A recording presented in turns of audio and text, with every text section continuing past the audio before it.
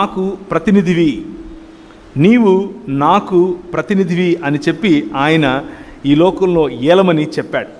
ఆ ఏలమని చెప్పిన మాటను ఆదాము విన్నాడు. ఆదాము హవ్వలు అనగా మానవ సమాజం అది విన్నది.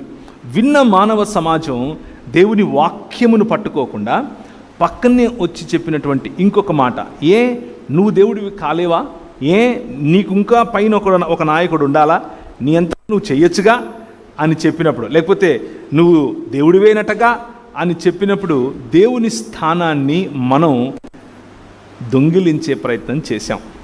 మనిషిగా మనల్ని దేవుడు చేశాడు, దేవుడుగా నేను ఉండాలని మనిషి అనుకున్నాడు. జాగ్రత్తగా వినండి, మనిషిగా దేవుడు మనల్ని చేశాడు, మనిషి మాత్రం దేవుడిని అవ్వాలి అని అనుకున్నాడు. తన మతాలను సృష్టించుకున్నాడు, తన దృక్పథాలను సృష్టించుకున్నాడు. ఉన్నటువంటి ప్రతి ఈవిని మరల్చుకొని తానే దేవుడయ్యే ప్రయత్నం చేశాడు. దీన్నే విగ్రహారాధన అంటారు, దీన్నే పాపము అని అంటారు.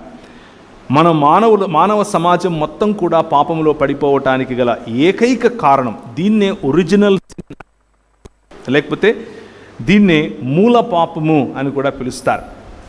జన్మ పాపము అని కొంతమంది పేరు పెట్టారులేండి దానికి, కానీ మూలములో పాపం, ది ఒరిజినల్, నిజానికి ఎక్కడ పాపం మొదలైంది అన్నటువంటి మాట.